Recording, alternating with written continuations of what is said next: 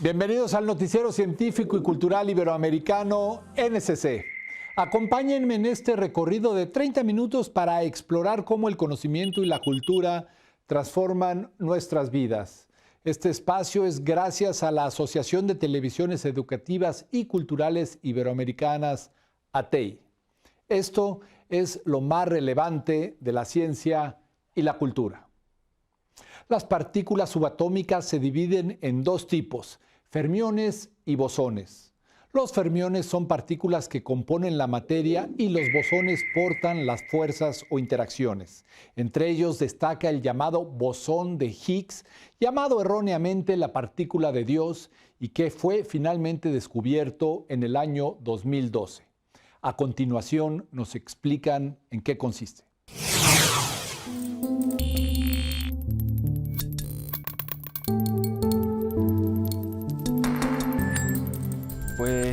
Es fundamental ir indagando sobre de qué está construido el universo.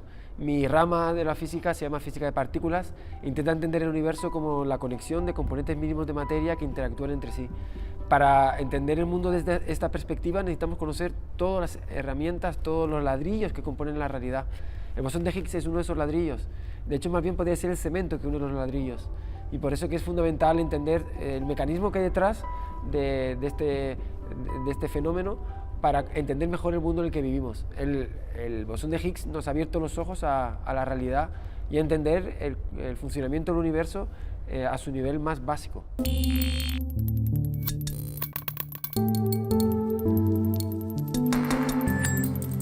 La física cuántica es una de las teorías más fascinantes de la física, no solo porque muestra una realidad que es ajena a la intuición humana y que está escondida dentro del andamiaje del espacio y que por lo tanto forma parte fundamental de la realidad y de la existencia, sino que además es una teoría que está abierta. Esto es debido a que es una teoría matemáticamente rigurosa, pero filosóficamente o digamos ya interpretativa, desde el punto de vista interpretativo, pues todavía no está claro qué representa la teoría misma. Eso da lugar a interpretaciones como la de los múltiples mundos, que no deja de ser una interpretación. Esto quiere decir, es una conexión de las matemáticas de la teoría que son firmes y coherentes y claras con la realidad física. Estas interpretaciones le dan ese sentido. El de múltiples realidades es un esfuerzo, yo creo que a la desesperada, por dar sentido a una teoría que no lo tiene.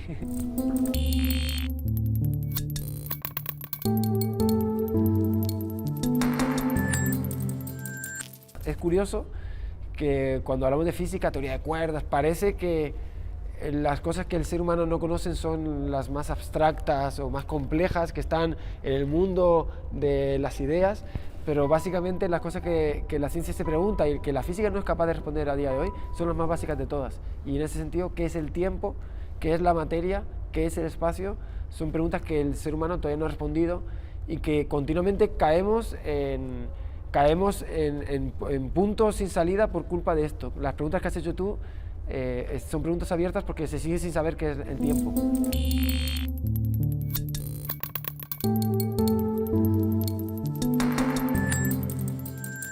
Y no tiene sentido, a lo mejor. Es que nos empeñamos en darle sentido a todo y quizás no lo tiene. Quiero decir con esto que el ser humano intenta que la naturaleza encaje dentro de sus cajas de pensamiento, pero a lo mejor las cajas de pensamiento del ser humano a la naturaleza no les dan igual y no caben. Entonces, a lo mejor es un esfuerzo titánico sin posibilidades de éxito el de intentar entender la naturaleza hasta la última consecuencia.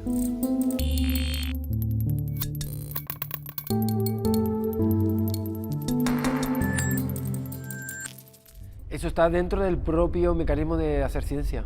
Es un mecanismo que está continuamente en revisión, que es cíclico y que se retoma todo el tiempo. O sea, las leyes más antiguas, las teorías más enterradas dentro del conocimiento, incluso, por ejemplo, la ley de Newton, el principio de Arquímedes, todo eso está sujeto continuamente a revisión.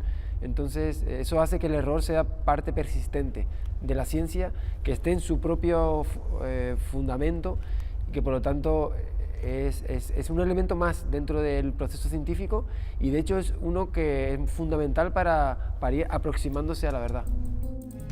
Ahora toca dar un paso más, caminar. hacia las estrellas. De ellas venimos, a ellas volvemos. Desde México, reportó para el Noticiero Científico y Cultural Iberoamericano, NSC, Karen Rivera, de Canal 22. A principios del siglo XIX se hallaron los primeros fósiles de dinosaurios y desde entonces los paleontólogos no han dejado de descubrir nuevas especies. En la actualidad se han identificado alrededor de 1000.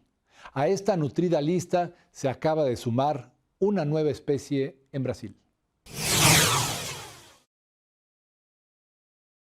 Descubrimiento de una nueva especie de dinosaurio en Brasil. El Museo Nacional de Río de Janeiro anunció el jueves que este muy raro terópodo vivió hace unos 70 u 80 millones de años en el sur del país.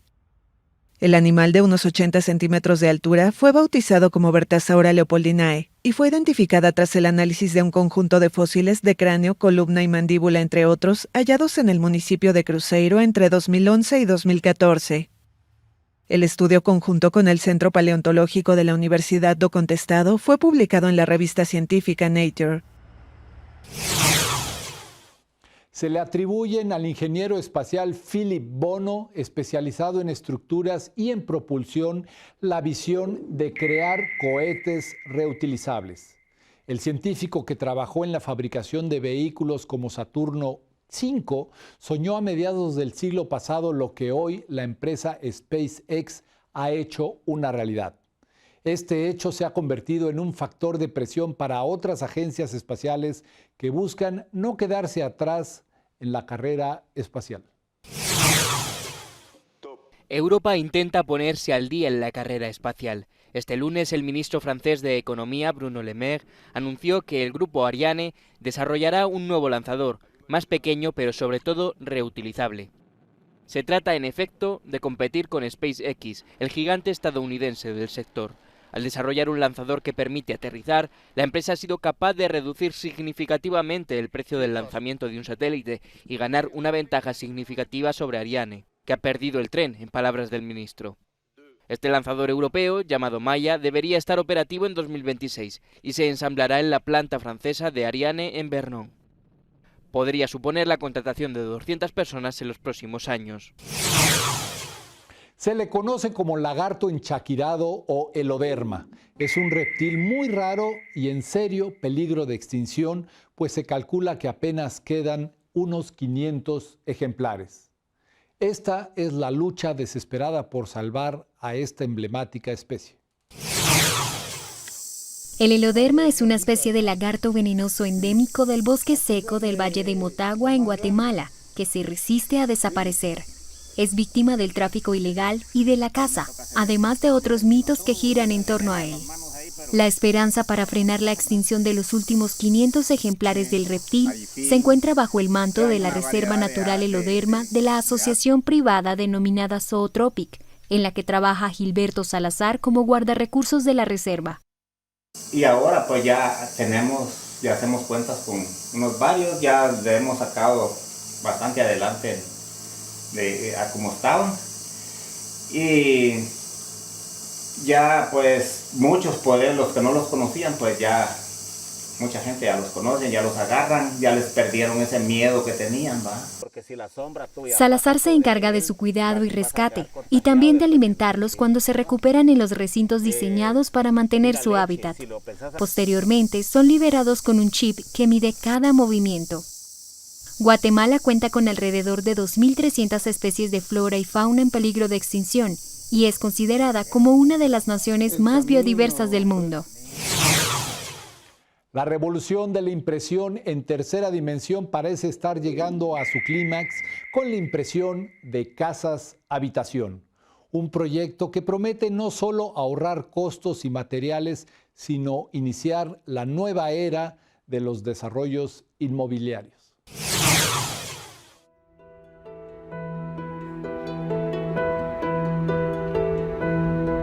Esta casa de hormigón se imprimió en solo 3 semanas utilizando una novedosa tecnología de impresión 3D. La directora del proyecto en CAMP-C, el Campus Experimental de Arquitectura Sostenible, donde se construyó la vivienda, nos cuenta más sobre las ventajas de esta revolucionaria técnica de construcción y sobre lo que aún queda por mejorar.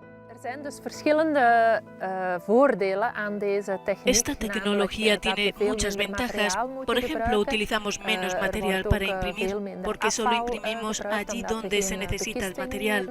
También tenemos menos residuos, porque, por ejemplo, no necesitamos moldes para verter el hormigón, necesitamos menos transporte a la obra. También hay una gran ventaja en la variedad de formas que puede tener el diseño final de la casa, pero ¿por qué las empresas aún no utilizan tanto esta tecnología? Porque también hay algunas desventajas, algunas técnicas que hay que explorar aún más. Por ejemplo, cuando se hace el diseño, hay que transformarlo en un diseño imprimible y se necesita el software adecuado para hacerlo. Los servicios ecosistémicos o ambientales son aquellos que la naturaleza o los procesos ecológicos proveen a los seres vivos y al planeta. Para la Organización de las Naciones Unidas, estos servicios son esenciales para la vida, por lo que la tierra, el agua, el aire, el clima y los recursos genéticos se deben utilizar de forma responsable para las presentes y las futuras generaciones.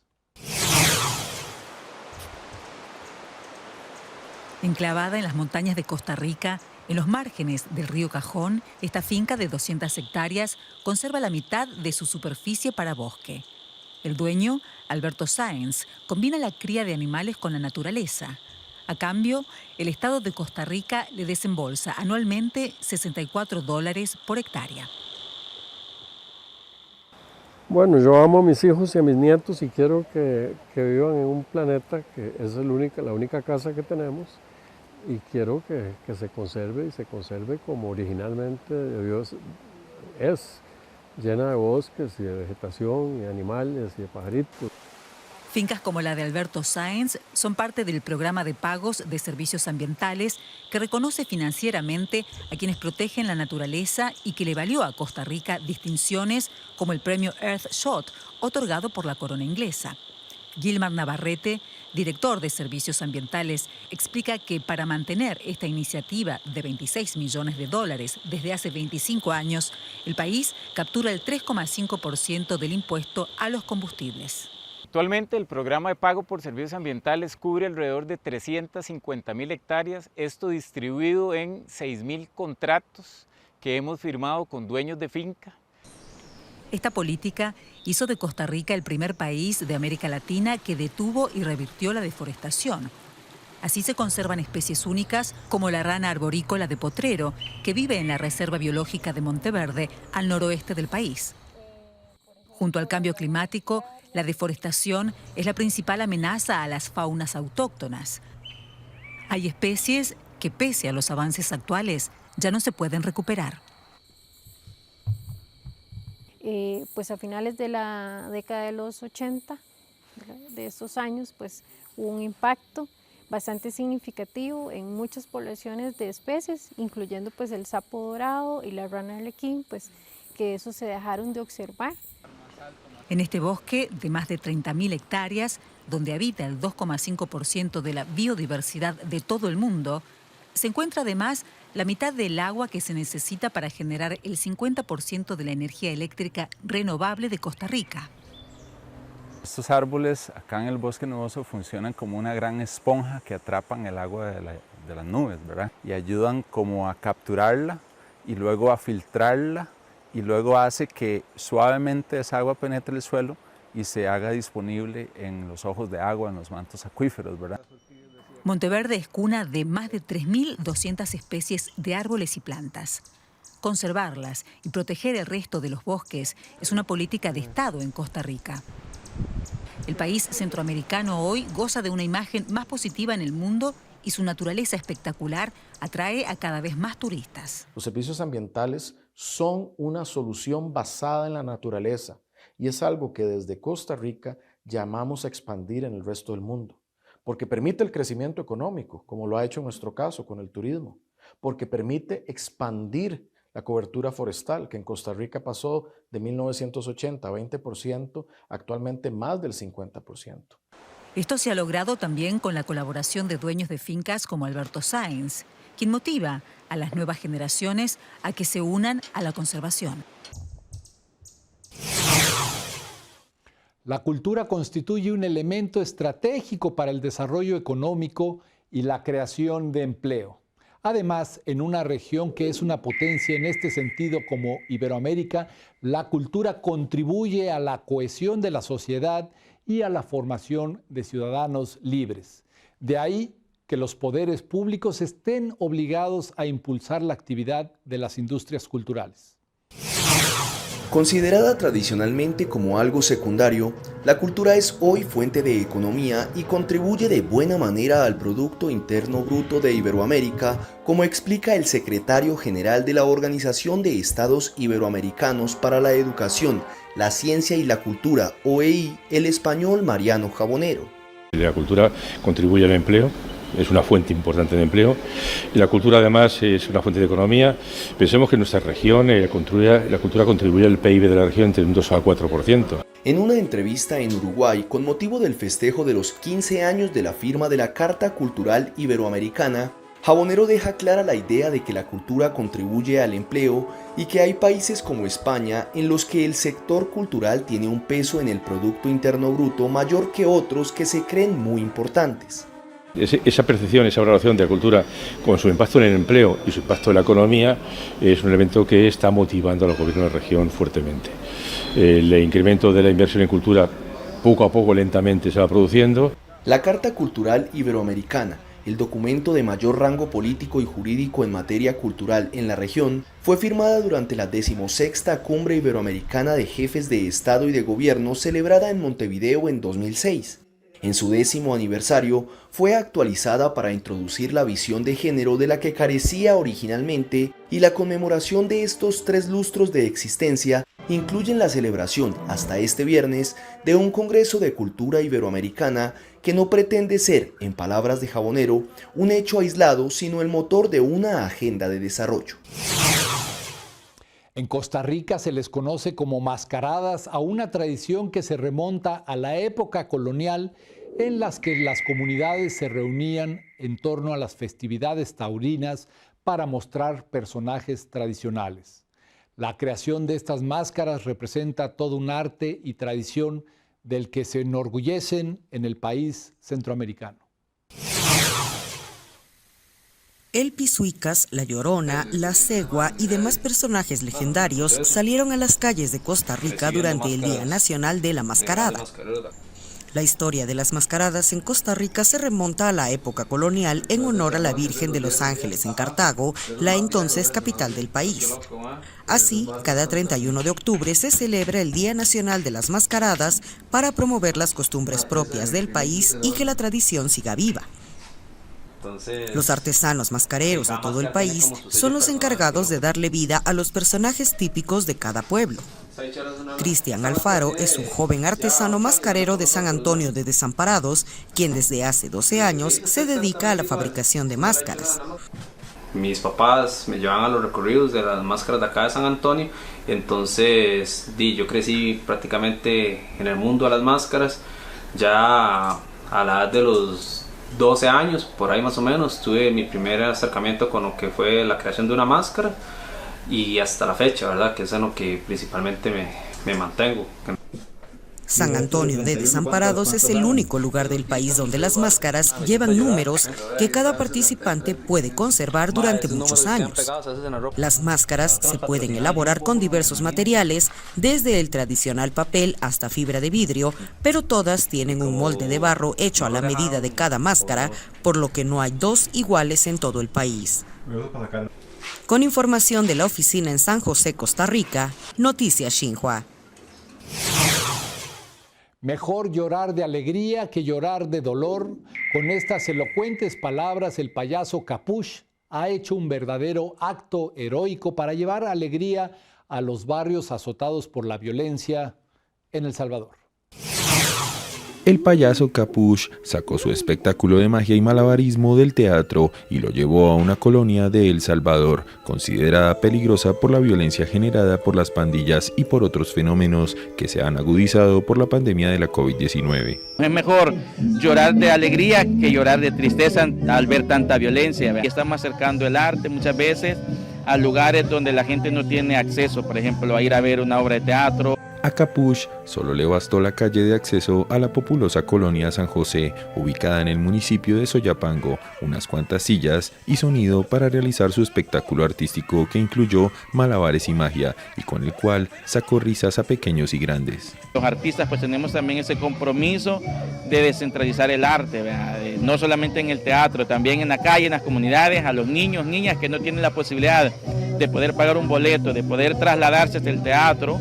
El artista, cuyo nombre es Ever López, fue parte del 8º Festival Internacional de Clown Escénico, que se llevó a cabo a finales de octubre de forma virtual y con funciones presenciales de artistas salvadoreños en colonias, escuelas y otros espacios abiertos. El método clown permite una mayor interacción entre el artista y el público. Es una especie de circo social en el que los espectáculos son trasladados del teatro y otros espacios culturales a la calle. Habla Valeria Juárez del colectivo Cirqueras El Salvador. El clown es jugar, es invitar a todos los niños y niñas a jugar sin ninguna distinción de género ni edades. El colectivo es integrado por 8 mujeres que realizan diversas artes escénicas y arte urbano y se presentan en calles, plazas y parques. Los artistas intercambian experiencias sobre el circo social para contribuir a cambiar realidades, para llevar un momento ameno y que los participantes, niños, jóvenes y adultos, disfruten y rían con espectáculos creados con historias del entorno. En verdad es un gusto que nos hayan acompañado en el noticiero científico y cultural iberoamericano NSC. Agradecemos a los socios de ATEI que a través de sus plataformas hagan posible este noticiero, al igual que a las agencias informativas AFP, EFE, Notimex, Xinhua, Euronews y Deutsche Welle. Mi nombre es Iván Carrillo. Los invito a visitar nuestra página noticiasnsc.com y a utilizar nuestra aplicación. La próxima semana más información científica y cultural.